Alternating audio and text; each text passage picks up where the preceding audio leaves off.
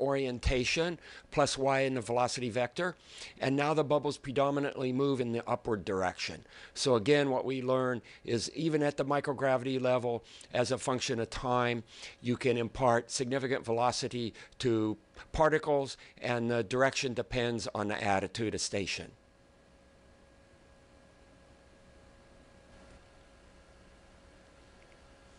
Particle agglomeration.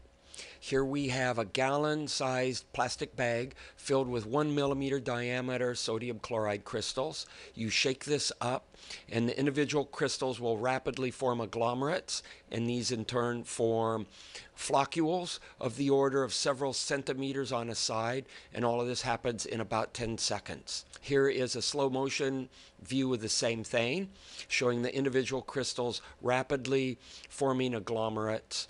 And again, these form floccules, all within about 10 seconds.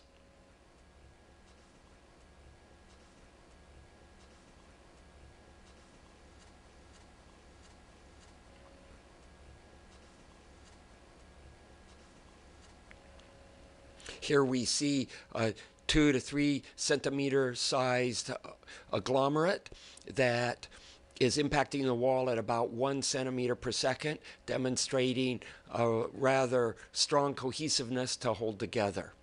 And here we have sodium chloride crystals 4 to 10 millimeters in diameter, and these exhibit the same traits as we saw with the smaller crystals. They rapidly coalesce and form agglomerates and floccules that are several centimeters on an edge.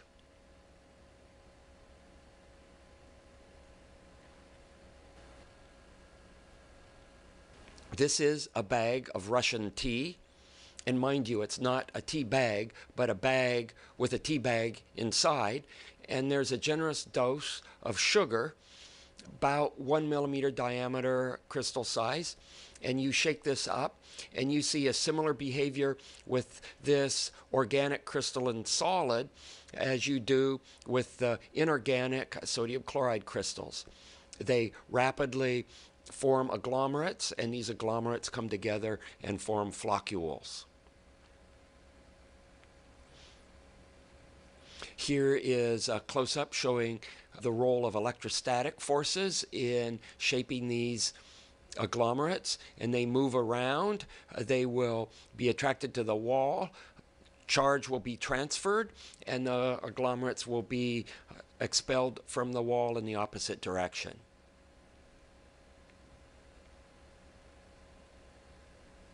Seeing these crystals move around reminded me of some kind of microorganism, perhaps the sea monkeys I used to have as a kid that you'd order from the back of a comic book.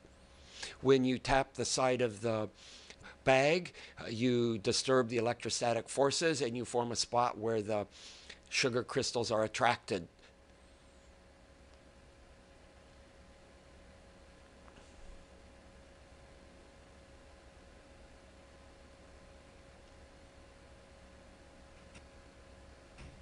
Here we have a bag of coffee, about 100 micron diameter freeze-dried coffee. And again, we see the same behavior here, rapidly forming agglomerates and floccules within about 10-second periods.